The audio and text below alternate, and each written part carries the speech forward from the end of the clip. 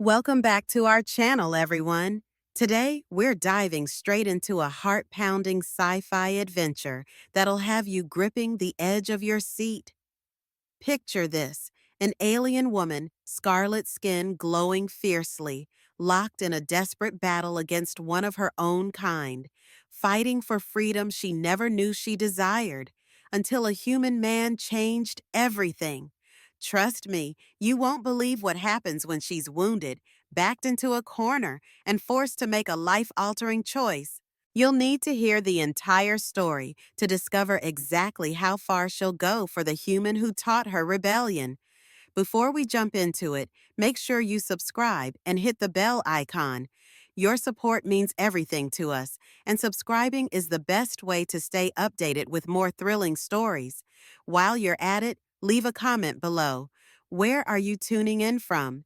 And after listening, comment 1 if you loved their connection, or 2 if you think they took things too far. Now, let's begin. I never thought I'd see an alien woman with skin the color of sunset, so glaringly red it seemed to glow in the dark, standing above me and whispering that she planned to unravel every secret my body had to give.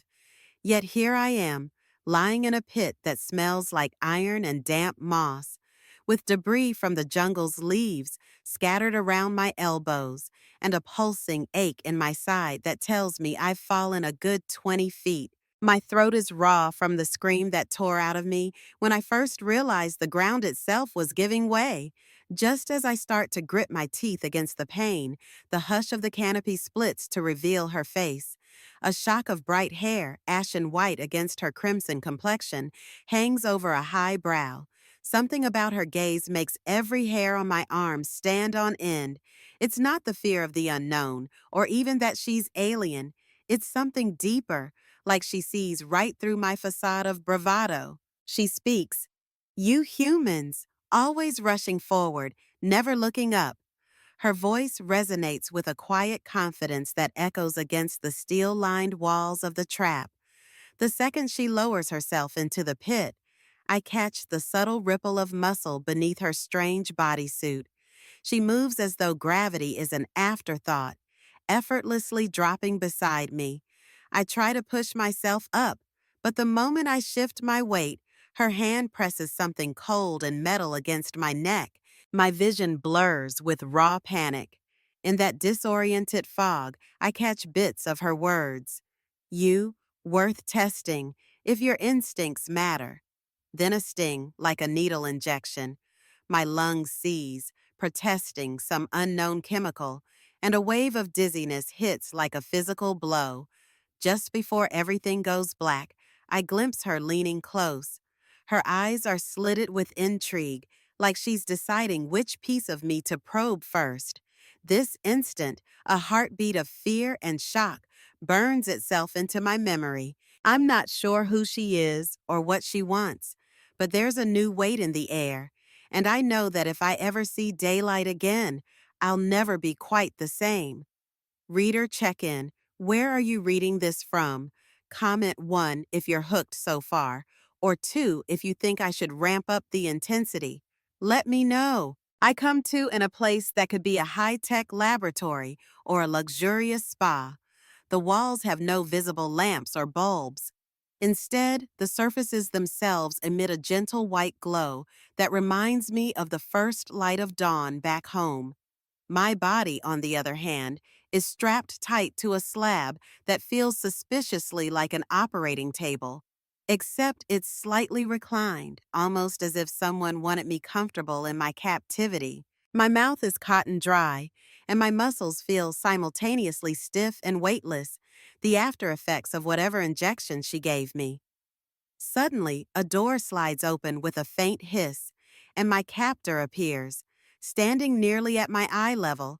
Though I'm practically lying down, she carries herself with poised indifference. I notice, though, the lines of tension around her jaw. The color of her skin arrests my attention all over again. We had always heard stories of red-skinned aliens among the star lanes, but to see her living and breathing, with the faint sheen of sweat tracing down her neck, brings all those rumors uncomfortably close. She's draped in a sleek black bodysuit, cut with faint ridges along her sides that highlight a figure both athletic and feminine.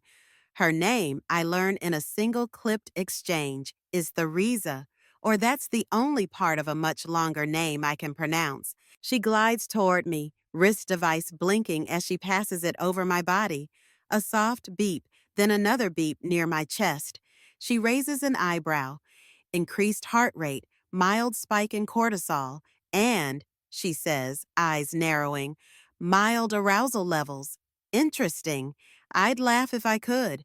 Maybe, under different circumstances, the stark allure of her form would have stoked pure desire. Right now, all I feel is a nervous churn in my gut and a sliver of fascination I can't deny. Yeah, well, maybe my body's honest, even if my words aren't. I manage to rasp, but she barely acknowledges my quip. Instead, she steps back, studying the readout on her wrist like I'm a puzzle piece that doesn't quite fit. 5-minute mark. Feel free to comment 3 if you're enjoying Theriza's mystique, or 4 if you want more backstory on her. Your feedback shapes how this story unfolds. That first day in her so-called research center is a slow dance of dread.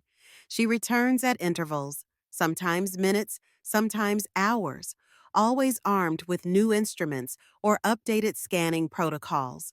Some incorporate subtle environmental changes, a shift in room temperature, a soft hiss of perfumed mist that sets my nerves on edge, or a low hum beneath the floor that resonates up through the platform I'm bound to. You're responding to stimuli in predictable ways, Theresa murmurs, her voice carrying a note of academic curiosity. Though there are anomalies. At one point, she leans over me with a sensor wand that she sweeps along my torso. My body, traitor that it is, responds with a flush of heat. I grit my teeth, forcing a neutral expression, but she smirks as though she can sense every muscle's involuntary quiver. What exactly are you hoping to learn? I finally ask when I get a moment where my mouth isn't dried out from fear or sedation. She glances at me, a fleeting hesitation in her gaze, then says, I want to see if your biology lives up to its stubborn reputation. Humans have a knack for defiance. I release a bitter laugh. We only defy when cornered. But inside, I can feel my heart hammering. Her words, her entire approach, suggest I'm not the only thing being studied here. The facility itself might be a crucible for anyone deemed interesting. Eventually, she deactivates my restraints, though she never fully frees me from the environment's controlling influences. Every door is sealed with advanced sensors, keyed to her biometric data, and every corridor I glimpse is patrolled by silent drones that float overhead like watchful wraiths. There's no hope of an easy escape. She's orchestrated this, but that sliver of defiance within me steels my resolve. If I can't outfight her, maybe I can outthink her. In quiet moments, I catch her gaze lingering on me with something akin to curiosity or hunger. It sparks a strange sense of reciprocity. We're both skirting around each other with equally suspicious minds. And under the surface, something more primal stirs. Audience participation time. Drop a 5 if you think the tension between me and Theresa is going to explode soon, or 6 if you suspect a twist in the next scene. Gaisa, the days begin to blur in that place. The constant tests range from the mundane, simple reflex checks, to the bizarre. One time, she sealed me in a chamber filled with a subtle, aphrodisiac haze that made my skin prickle and my heart rate skyrocket. Through the glass partition, I saw her watching, still as a statue, observing how my body twitched with an energy that wasn't exactly fear. Then came the memory immersion trial. She placed me on a sleek circular dais in a softly lit room and instructed me to breathe in tandem with her. She whispered, synchronize your pulse with mine. Relax. Let your mental shields down. I had no idea what she meant until I felt a tug at the edges of my consciousness. Searing images poured forth, a childhood memory, My father's voice, an explosion on an outpost station, the taste of coppery blood in my mouth as I stumbled through a corridor. And then, as quickly as it came, it vanished. I jerked upright, panting. Theresa's expression was rigid with shock. I didn't intend to dive so deep, she said quietly, almost apologetically. All this prying suggests there's more to her mission than just data. She's searching for something intangible, as if my memories might contain a key to her own development. In the intervals between tests, I reflect on the possibility that she's not simply my captor. She's a captive herself, bound by a system that demands she control, test, and push me. When I watch her from across a room reading her posture, I sense tension and dissatisfaction, as if she questions her own protocols.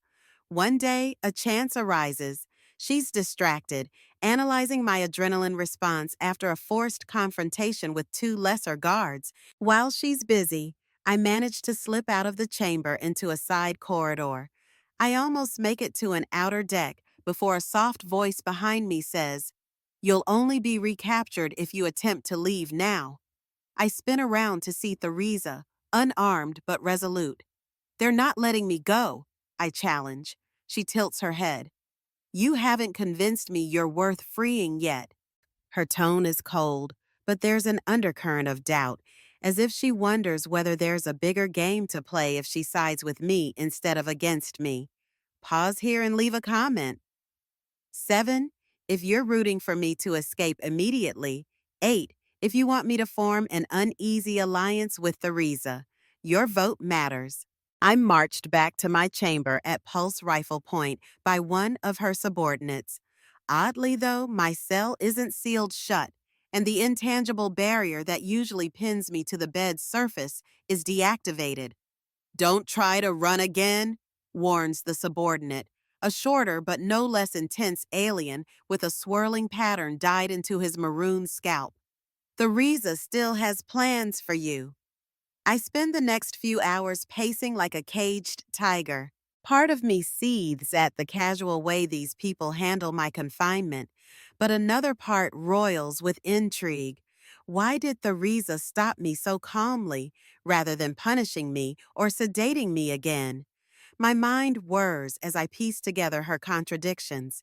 The way she invests so much energy into monitoring my reactions, the subtle sign that she disobeyed some directive by letting me walk that far in the first place. When she finally appears at my door, it's nearly midnight cycle, at least according to my internal clock. She's out of her bodysuit and wearing a wrapped garment that looks more comfortable, leaving her arms bare and revealing faint scars along her biceps. I realize those marks aren't accidental. They're the leftover traces of her own trials. "You look restless," she says. "Come with me."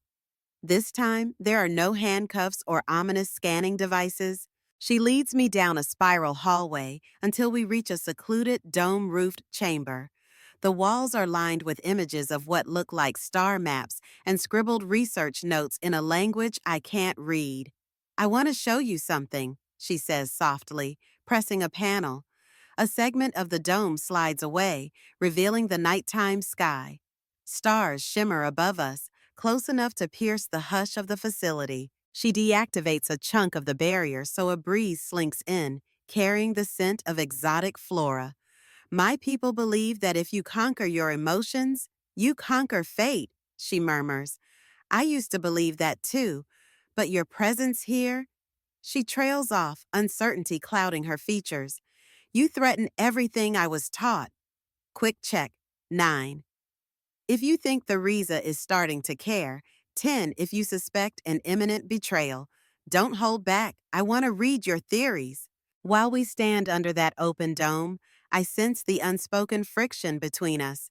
It crackles in the air like static, lifting the hairs at the back of my neck. Here we are, a human man and a red-skinned alien woman, caught in a swirl of conflict and attraction so intense it might ignite at any moment. Theresa steps closer, her footsteps echoing lightly on the polished floor. Her eyes flick over me, reading every nuance of my posture. "You wanted to escape," she says quietly, But if you'd succeeded, I promise you'd be captured again by morning. She gestures skyward. This entire region is under watchful surveillance. The group I work for doesn't allow anomalies to roam free. That's what I am. An anomaly? I press. She huffs a soft laugh. Among humans, you're average. Among us, you're a curiosity. You adapt so quickly. You defy so naturally. Your emotional reactions spike our analytics in ways we can't fully predict. And that unpredictability, she glances at the star map, it's the reason they either want to break you or I step into her line of sight. Or what? Her lips part as if to speak, but at the last second she seals them. The tension between us spikes, and I feel the electric hum of closeness. For a breath, I wonder if she's about to kiss me, or if she's about to pull a concealed weapon. Instead, she simply gazes at me with haunted eyes. In an abrupt pivot, she tears her gaze from mine.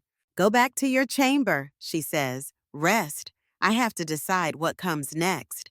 She sweeps out before I can press her further, leaving me in an empty dome with the stars overhead. As if the building itself has recognized my loneliness, the panel slides back in place, shutting out the faint glimmer of distant suns.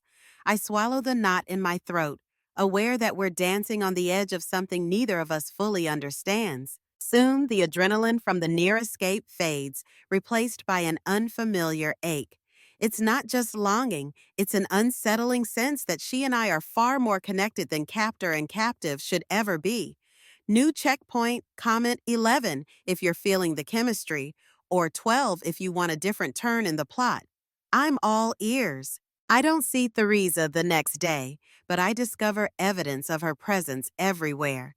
A small floating drone delivers a message, supervised mobility granted, testing suspended until further notice. That's it. No mention of where I'm allowed to roam or what the end game is. Tentatively, I step out into the corridor. No alarm rings out. No siren warns me that I've overstepped. I pass a series of open archways that lead to what I can only describe as alien gardens, lush with broad-leafed plants in shimmering violet and turquoise. One or two other facility staffers drift by, none paying me more than a cursory glance. They look vaguely like Theresa, with the same hue of red skin, though each has distinct markings, tattoos, scars, that denote roles or rank. Oddly, I see more female staff than male. The men keep their heads lowered and wear simpler uniforms. My mind latches onto that detail. Is there a hierarchy here where women hold the dominant roles? I'm so lost in these observations that I nearly run smack into a circular dais in the middle of a corridor. Its surface glows with the same gentle light as the walls. A sign or holographic prompt in their language hovers overhead, but I can't decipher it. Stepping onto it triggers a faint hum.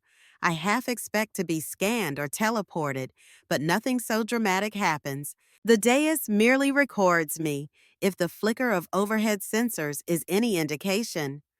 Later, in a wide open plaza, ringed with silver pillars, I spot Theresa again. She's standing on a balcony observing me in silence. I feel her gaze like a brand on the side of my neck. But when I raise my head to return the look, she's already moving away, slipping behind a steel partition and vanishing into the facility's labyrinthine halls. A part of me wants to chase her down for answers. Instead, I hold back, suspecting I might glean more by letting her come to me on her own terms. After all, she's the one holding the master key to my future. The question is, does she intend to set me free or hold me captive in an even deeper, more intimate sense? Any thoughts? Drop a comment with 13 if you sense a major turning point, or 14 if you think we're still in the calm before the storm. That calm cracks apart when the facility goes into sudden alert. The overhead lights shift to a pulsing red, and distant sirens wail in a language of klaxons that needs no translation. At first, I assume I've somehow triggered this, but a pair of staff members sprint past me, shouting about a breach and an incoming extraction team. My pulse kicks into high gear. Maybe I'm being rescued, or maybe something worse is happening. I hurry through corridors, moving with the aimless desperation of a man who knows this might be his only shot at freedom. Soon, I reach a wide corridor with tall windows. Outside, I see a swirl of purple trees battered by what seems like mortar fire. This can't be the humans. We'd never sanction an assault on a diplomatic mission, if that's even what this place is supposed to be. Could there be a faction within her people trying to seize the facility? The building shudders and the lights flicker. I duck into a side hall where I see a vantage point that overlooks an operations center. Below, I can make out at least 6 of Theresa's peers, all in uniform, tense with martial precision. One voice slices through the chaos. He's compromised the emotional protocols. If we can't secure him, we must neutralize him. Theresa is equally compromised. Prepare for her detainment. The blood drains from my face. They're talking about me and her. Are we both now targets? My stomach twists with dread. Another staffer, face obscured by a half helmet, snaps back. With all due respect, she's been bending the rules since day one.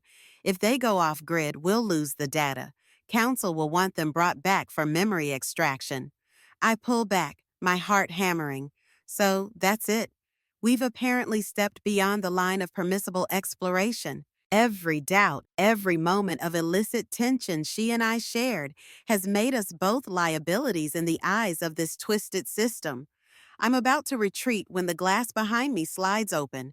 There stands Theresa, a pulse rifle in her arms and a grim set to her jaw. If you want to live, she says, voice cold with urgency, you'd better follow me now. Time for your input again. 15 if you're thrilled we're aligning forces, or 16 if you fear a trap. Let your gut speak. We tear through the corridors like two fugitives on the run. In truth, that's exactly what we are. She leads the way, firing occasional bursts from her rifle at the drones that drop from the ceiling vents.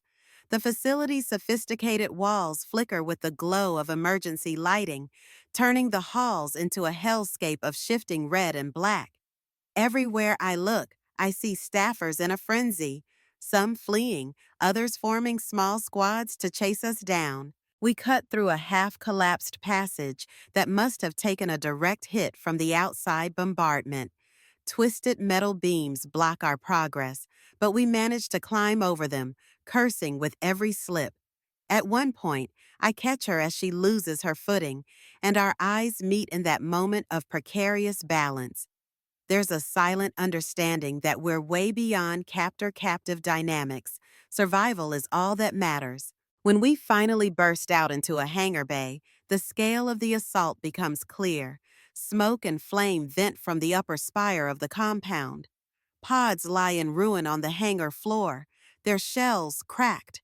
The entire station trembles beneath the concussive blasts from an unseen force. A handful of her people attempt to protect the lone functional craft left, a battered escape shuttle, but when they catch sight of Theresa leveling a rifle, they falter, stepping back. We only have seconds, she warns, rushing to the shuttle's access hatch. I scramble after her, heart pounding. An alarm squeals, and the overhead strobe flashes faster. She slams a hand onto a panel, and the hatch pops open with a pneumatic hiss. We stumble inside, the smell of burnt circuitry assaulting my nose. She lunges for the cockpit controls, running a systems check in half the normal time. Then she thrusts me into the co-pilot seat. Strap in, she snaps, tapping a sequence of runes on the console. If the atmospheric stabilizers are offline, we'll crash. Somewhere outside, an explosion rocks the tarmac, and the shuttle lurches. An unseen force is trying to seal us in. Through the overhead viewport, I see automated clamps swinging down, but Theresa slams a lever and the engines roar to life.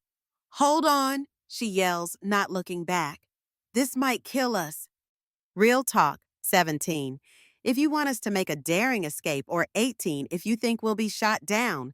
Vote now. We punch through the hangar force field just before it snaps shut, soaring into a sky painted with acrid smoke and lightning-like flashes of energy fire.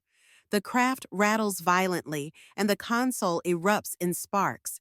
I grab the nearest handle, teeth gritted. "We're not going to make it far in this wreck," I shout.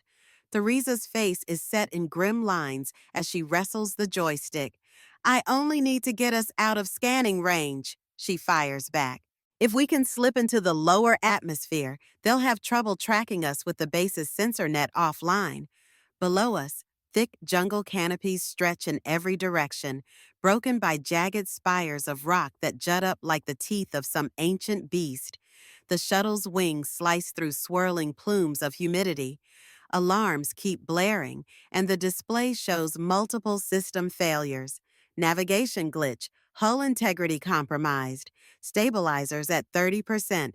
I managed to isolate the stabilizer circuit and reroute power from auxiliary life support.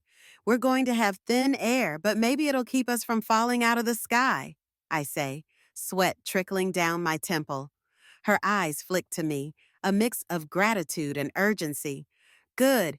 Now brace. I'm gonna drop us low so they can't lock on." The shuttle swoops into a stomach-churning descent. Branches scrape the underside with metallic shrieks. My ears pop painfully, but sure enough, the targeting indicators fade from the console's feed. We've slipped under their radar. For now, the respite is short-lived. The engines start coughing and sputtering as we push through the vine-laden gorge. All around, the wind howls as the atmospheric pressure changes, and flashes of color from unknown fauna flicker in the corner of my eye. "We need to land," I shout over the roar. Theresa grimaces. "Landing gear is jammed. We'll have to bring it down as gently as possible." We exchange a tense glance. This might be the last conversation we have if we crash wrong. She bites her lip, an unexpectedly human gesture, and says, "Don't die, not after all I put you through. Drop a 19 if you think we'll survive the crash, or 20 if you expect heartbreak up ahead. Share your guess." We smash through the treetops, the shuttle's nose angled dangerously as we careen toward the ground. My stomach lurches, and the seat harness digs into my shoulders with bruising force. Theresa wrestles with the flight stick, cursing under her breath in her native tongue. The underbelly of the shuttle grinds against tree trunks thick as tower pillars, and each impact sends shockwaves up through the hull. By the time we burst through the final layer of foliage, we're in a dead spiral. The engines screech like tortured animals, and a red hazard light flickers erratically on the console. There's a jolt as we finally slam down in a half-flooded clearing. The mud and water cushion our impact, but not by much. A sonic crack echoes in my ears as something in the shuttle's framework gives way. My head whips forward, bashing into the harness. The world spins. Darkness threatens to swallow me, but I force my eyes open, aware that unconsciousness might mean drowning if water floods in. When the craft screeches to a halt, I let out a ragged cough, testing my limbs. My right shoulder burns, and I taste blood in my mouth, but I can move. "Theresa," I call hoarsely, twisting around in the seat. She's slumped forward, her hair a tangled mess of white strands across her red skin. My heart leaps in panic. I fumble at her harness with shaking fingers, clumsy from adrenaline. Her eyes flutter open, and relief so profound wells in my chest that for a moment I forget how to breathe. She winces and tries to straighten. "We're alive," she manages, voice raw. We exchange a short, grim nod. Alive, yes. Safe? That's another question entirely, because this shuttle is definitely not flight-worthy anymore. Smoke seeps from ruptured panels, and I can hear a faint hiss that might be coolant or a fuel line. Somehow, we pry the side door open and tumble out into waist-deep, muddy water. The thick humidity of the jungle slams into me, drowning out the metallic stench of the battered shuttle.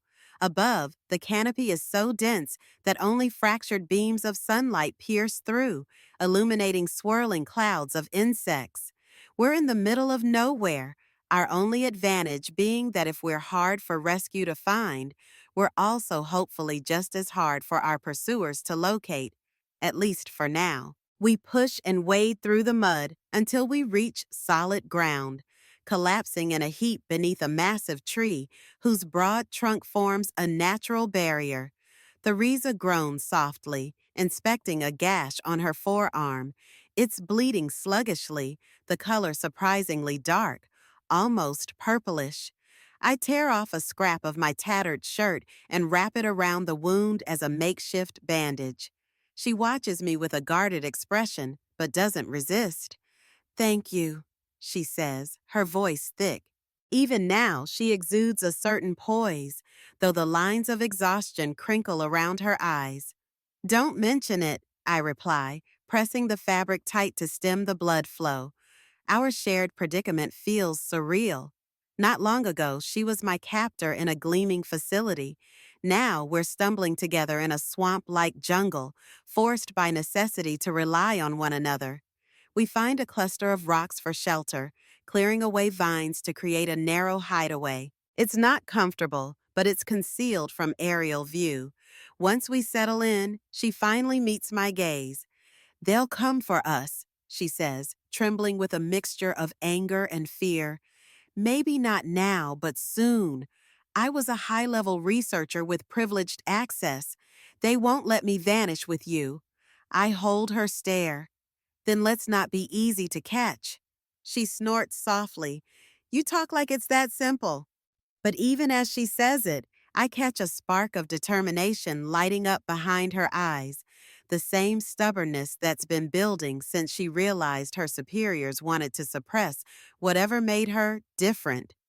Night descends quickly, turning the jungle into a cacophony of insects and distant animal cries. Theresa dozes fitfully while I keep watch. My mind churns with questions of how we'll survive. Food, water, defense.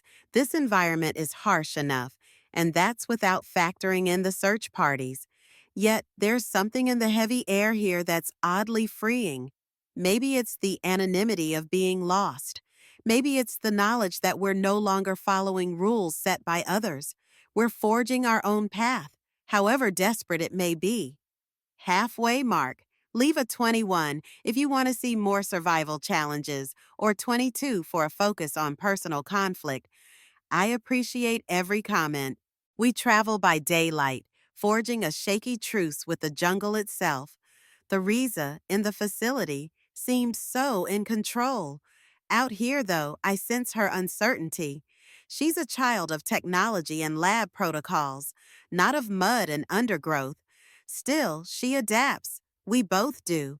We construct crude spears from broken shuttle plating. We rinse off in small streams that wind through the dense brush, careful to check for toxins or predators. At midday, we pause in a shaft of sunlight that breaks through the canopy. She glances my way, squinting. "Why aren't you cursing me?" she asks bluntly. "I held you captive, tested you like a lab animal, and you've seen my people try to neutralize us both." I wipe sweat from my brow, considering. "I did curse you, just not to your face, but now you're as much a target as I am. Besides," I trail off, not sure how to phrase what I feel. "I'd be lying if I said I didn't sense something else going on, like your spirit was never in step with the cruelty of that facility." She nods, letting out a shaky breath. I was raised to believe that controlling others' emotions was a path to enlightenment. The data we gathered was supposed to feed our advanced civilization. But the more I pushed you, the more I realized our system was flawed. It wasn't science for discovery's sake, it was subjugation. Our eyes lock for a moment. I can almost hear the unspoken apology in the hush of the leaves around us. Before either of us can ruin the moment with more introspection, The sound of pounding drums in the distance halts our conversation. Theresa's face darkens. Fringe dwellers, she mutters. They're likely to kill us on sight if they catch us trespassing. We gather our gear and move carefully in the opposite direction, skirting the region where the rhythmic drums echo. Sometime later, we find ourselves at the edge of a wide clearing dotted with stone pillars. The architecture is ancient, perhaps remnants from an earlier era of her civilization. I flash a questioning glance at her, and she shakes her head, eyes wary. Whatever it is, it's not a place we should linger. Not if we want to avoid more trouble. Let me know. 23. If you sense we're about to meet new allies, or 24 for danger, keep those guesses coming. Just when I think we might slip past the ruins unnoticed, a flicker of movement catches my eye. Three figures step out from behind a half-collapsed arch, each with the unmistakable red skin of the Rhiza's species, though their bodies are adorned with intricate scars and swirling black tattoos that scream of a tribal culture far removed from the clinical facility we left behind. One man's face is obscured by a carved bone mask, and another holds a weapon that resembles a cross between a spear and an energy rod. We freeze. The tallest figure raises a hand, palm outward, in what could be a greeting or a warning. Theresa slowly lifts her own hand, mirroring the gesture. Words in an unfamiliar dialect roll off her tongue. She's tense, but she holds her ground. The masked one responds, voice muffled. I catch only bits of it, something about intruders and council spies. Theresa keeps her stance neutral. We're no spies, she says in a halting approximation of their dialect. We're exiles, outcasts.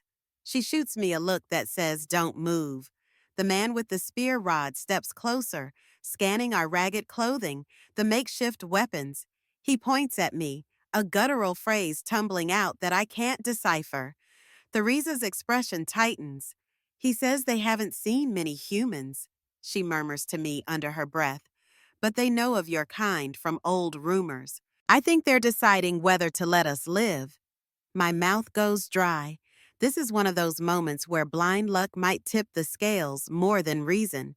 Finally, the masked leader barks a command, and the two others lower their weapons. He steps forward, removing his mask.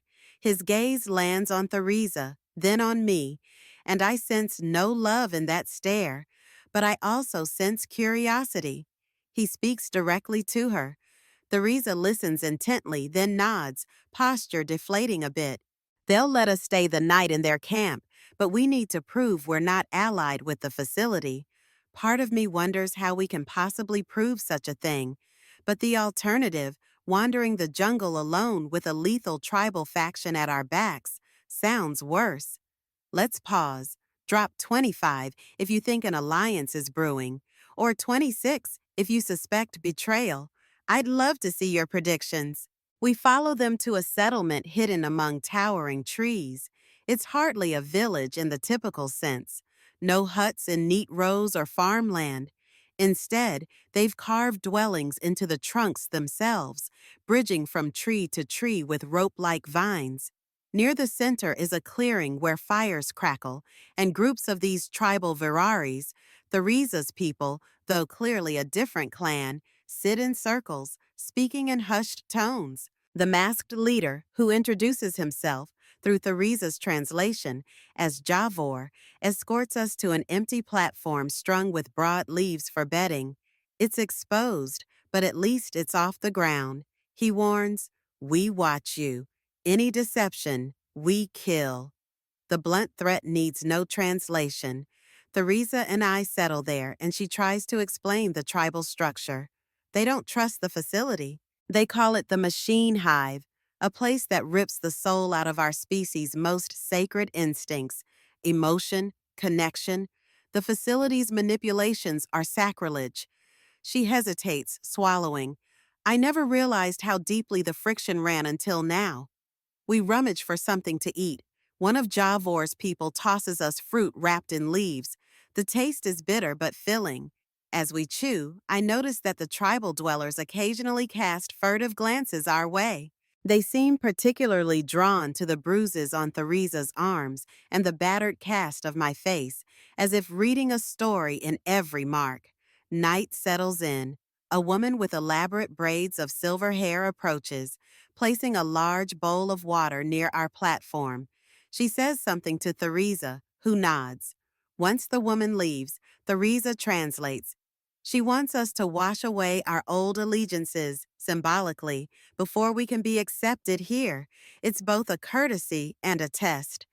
I watch as Theresa dips her hands into the bowl, letting the water wash over her wrists. The faint glow of the moon filters through the canopy, highlighting the tension in her posture. When I follow suit, a hush falls over the few onlookers. My heart thuds in my chest. I have no idea if this is enough to convince them we're no threat, but it's a start. Two-thirds in, post 27, if you predict a peaceful integration, or 28 for a major conflict next. Share your take. In the early dawn light, we're summoned to meet the tribe's elders. Their gathering place is a circle of stones etched with ancient symbols. Smoke rises from small braziers, filling the air with a sharp, resinous scent. Javor stands beside an older woman with deep lines etched into her red face. Her eyes narrow on us, and she utters a series of clipped phrases. Theresa bows her head respectfully. She whispers to me, "This is Ruala, one of their matriarchs. She wants to know what brought us here." What follows is a tense exchange, with Theresa interpreting. We explain how we fled the facility, how we were attacked from within by those who deemed us both liabilities. I describe my arrival on this world for what I believe to be a diplomatic mission. Ruala's gaze sharpens when she hears about the facility's emotional control experiments. Her disgust is clear. They ask questions about what knowledge we carry. Are we spies, intentionally or otherwise? I answer honestly. I have no loyalty to the place that imprisoned me. Theresa's voice trembles slightly when she admits that she once believed in their mission, but she's since come to see it as a betrayal of genuine connection. Ruala studies us in silence for what feels like an eternity. The jungle's background hum swells, the far-off chatter of birds, the rustle of giant leaves, the distant echo of a drum. Finally, Ruala gestures to one of her aides, who brings forth a cloth bundle. Inside it is a set of simple clothing woven from fibrous vines, presumably for me, since my human attire is torn to shreds. For Theresa, they offer a harness-like garment that marks her as an outsider, but one under tribe protection. "You live among us," Ruala says, voice crackling with age. "You respect our ways, but always remember, trust is earned. Betray us, and you will wish you had died in that machine hive." As we walk away with new clothes in hand, Theresa's face is a swirl of relief and apprehension. "We've been granted a chance," she whispers, "but the tribe's acceptance is fragile. One misstep, and we lose everything." Feeling the tension? Drop 29 if you're intrigued by the tribe, or 30 if you prefer we attempt a solo escape. Go ahead, let me know. Theresa and I settle into a pattern of cautious living. We remain outsiders in the tribe, but some of the younger warriors show us how to gather edible plants and locate freshwater pockets. Each day, we reinforce the small elevated platform where we sleep, weaving in broader leaves to keep out torrential rains. At night, I toss and turn, haunted by dreams of the facility. In some, I see a reflection of myself strapped to a bed, with needles piercing my veins. In others, I watch Theresa's face as she stands behind a laboratory window, tears coursing down her cheeks, mouthing apologies I can't hear. I wake up in a cold sweat, only to find her wide awake as well, staring into the darkness. Even here, far from the lab, we're not free of its ghosts. Occasionally, Javor or Ruala summons Theresa to share knowledge about the facility's methods. presumably to learn how they might defend themselves should the so-called machine hive attempt to expand. She's transparent with them, even showing some tribal scouts how to jam certain scanners. My own role becomes that of a handyman. I've always had a knack for fixing electronics, so I help repair old devices the tribe scavenged from crashed ships over the years. A faint sense of purpose blooms in me, though the specter of pursuit never fades. One afternoon, while I'm tinkering with a battered solar converter, I feel someone watching me. I turn to see a teenage boy from the tribe, standing silent. He points at my scar along the collarbone. I explain in halting words that I got it in a training accident back on Earth. He presses a small carved token into my hand, apparently a good luck charm. We share a tentative smile. It dawns on me that not everyone sees me as a threat. Later, Theresa approaches, an indecipherable expression on her face. Without preamble, she says, "They trust us more than I dared hope. But if the facility's people come, the tribe risks bloodshed. We can't stay forever." My heart sinks, though I know she's right. Our presence is like a beacon for trouble. The question is, do we run before that trouble arrives, or do we stand and fight for a place we barely know? Your input, 31. If you say we stay and protect our new home, 32. If you think fleeing is safer, cast your vote. One humid evening, we gather around a communal fire, its orange glow dancing on the trunks of trees overhead. Ruala and Javor are there, along with other tribe members. The conversation flows in the melodic dialect of their people, though Theresa occasionally whispers translations for me. A hush falls when Ruala addresses us directly. "We have word," she begins, "that scouts from the machine hive circle the jungle perimeter. They seek the escaped test subjects. One human, one traitor of our own blood." Her gaze flicks to Theresa, and for an instant I see guilt etched on her features. Ruala continues, "They offer tribute for your capture or information. Yet we have refused. We do not bargain with those who enslave hearts and minds, but the threat grows. This is not just our fight if you remain among us. You must decide whether you will stand with us or vanish into the wilderness."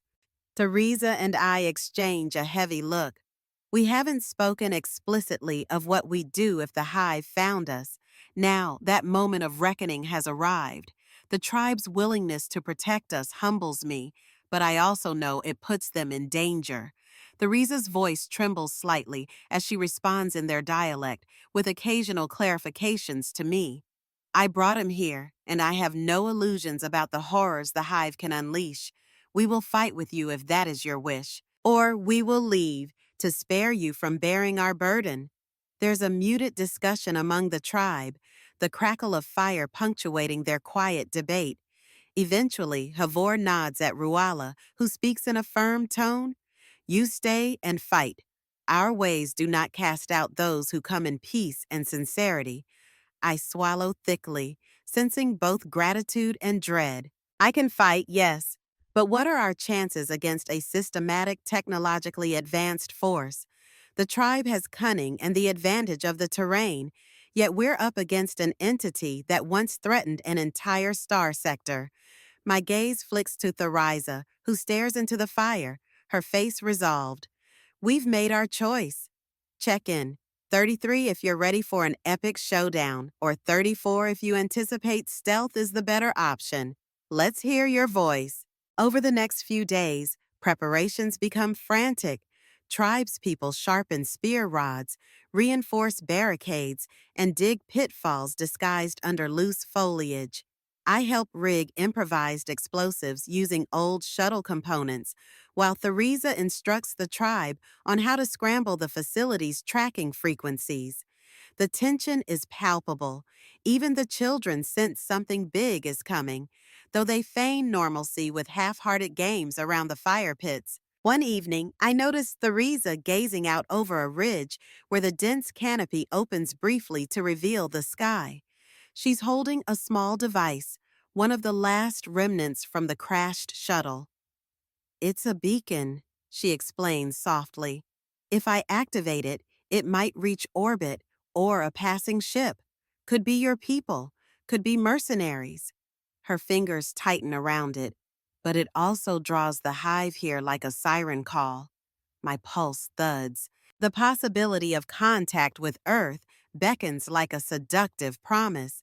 But would that be any less dangerous than the hive? My superiors might well brand me compromised. They might attack first, ask questions later. We can't risk it, I say finally. She nods, lips pressed in a thin line. I know, I just hate feeling trapped. We stand there side by side, the faint glow of the device painting our faces in eerie light. She turns her gaze to me.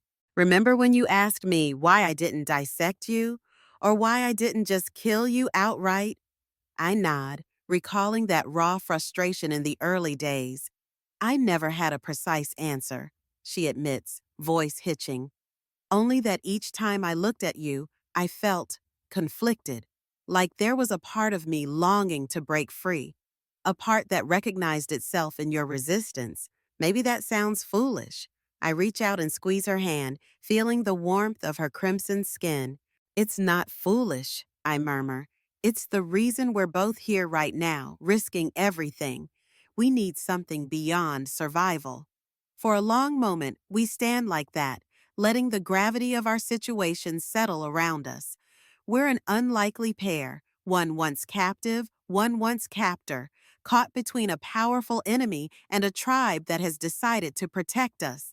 Drop 35 if you're invested in our dynamic, or 36 if you think we should keep things strictly pragmatic.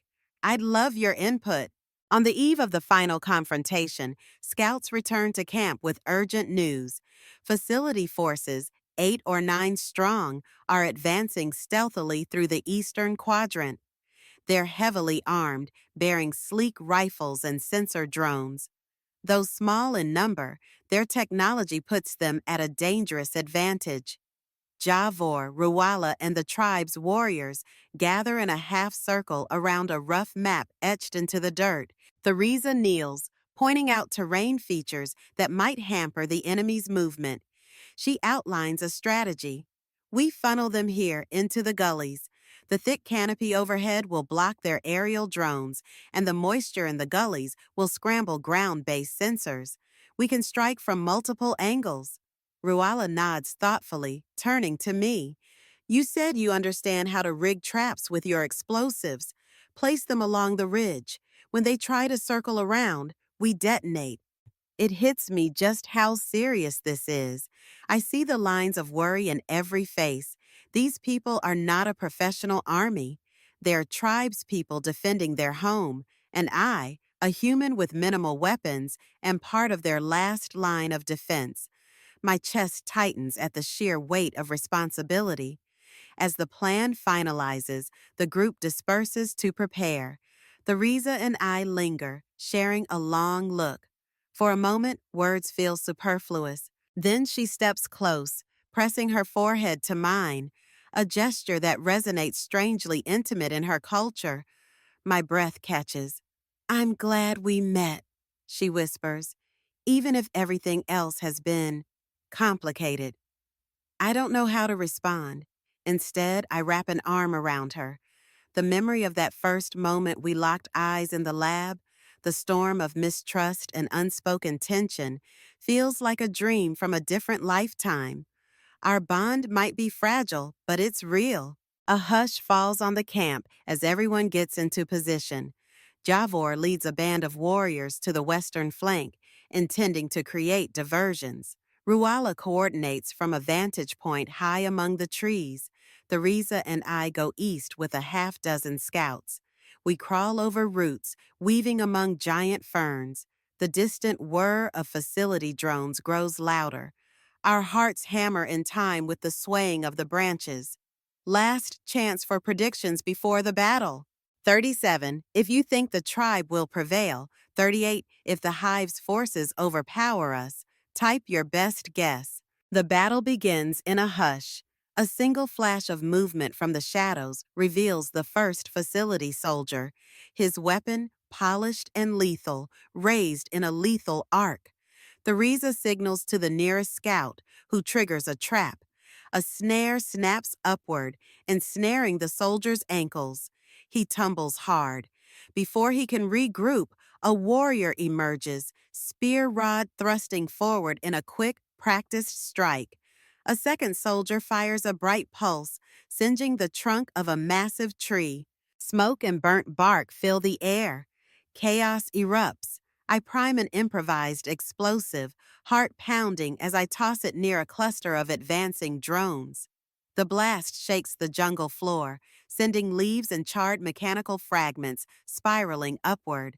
Theresa ducks behind an outcropping of rocks, her breath ragged.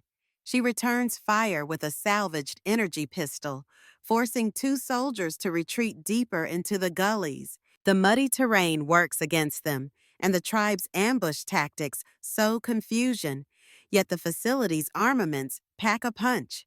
A deafening roar signals some new weapon, and I see an energy wave tear through the ground, uprooting vegetation in its path.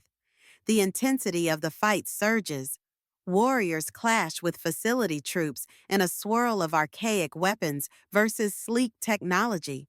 The tribe's knowledge of the terrain evens the odds, but each flash of an energy rifle could be lethal.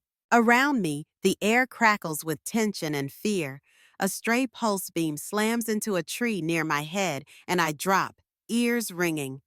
In the midst of it all, I spot a tall figure in advanced body armor, likely the squad leader. He's scanning for something, probably Theresa or me. I grip my teeth, creeping around a boulder to flank him. My heart rattles in my rib cage. This man was probably briefed on how to neutralize me specifically. But just as I'm about to attack, a flash of red skin blurs into view. Theresa, letting out a fierce cry, she leaps down from an elevated root, her blade angled perfectly to wedge into a gap in the leader's armor. Sparks fly. He staggers, and they crash into the mud in a tangle of limbs.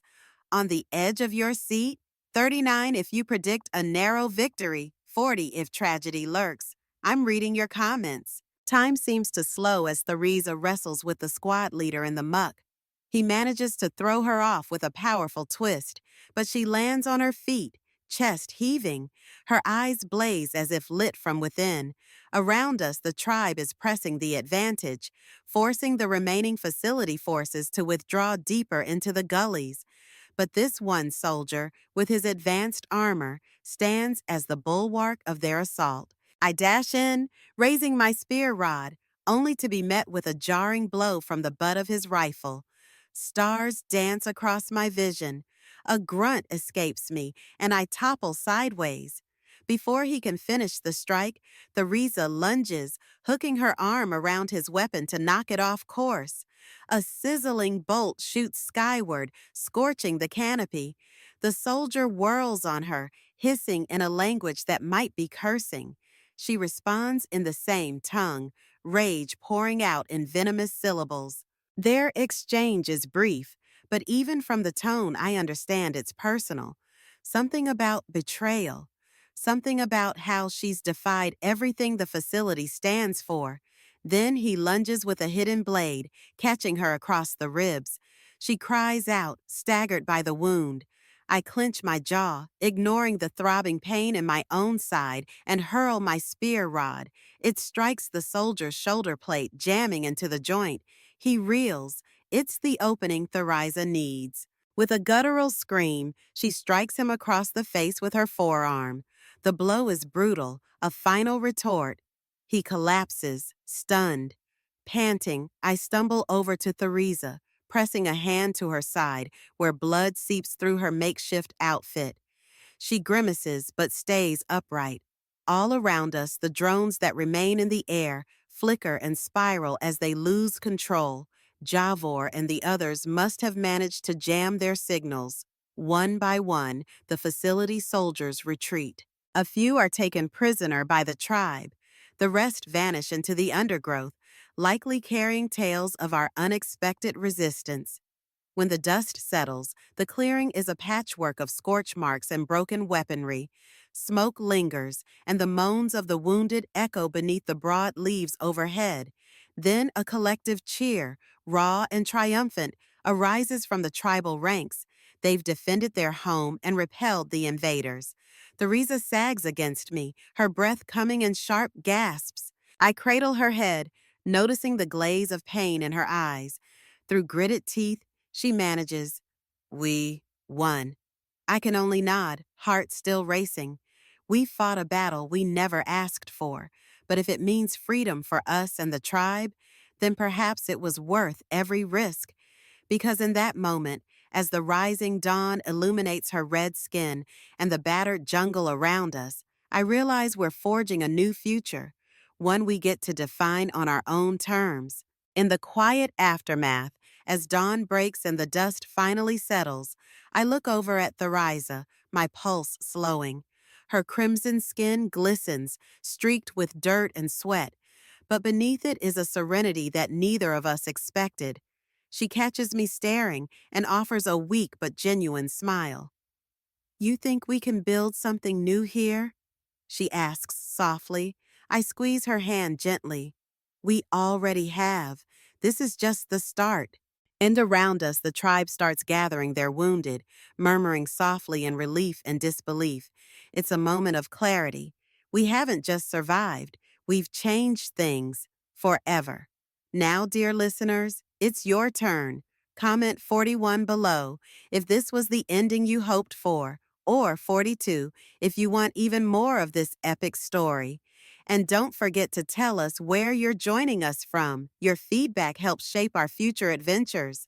Remember, hit subscribe for more incredible journeys like this, and stay with us because we're just getting started.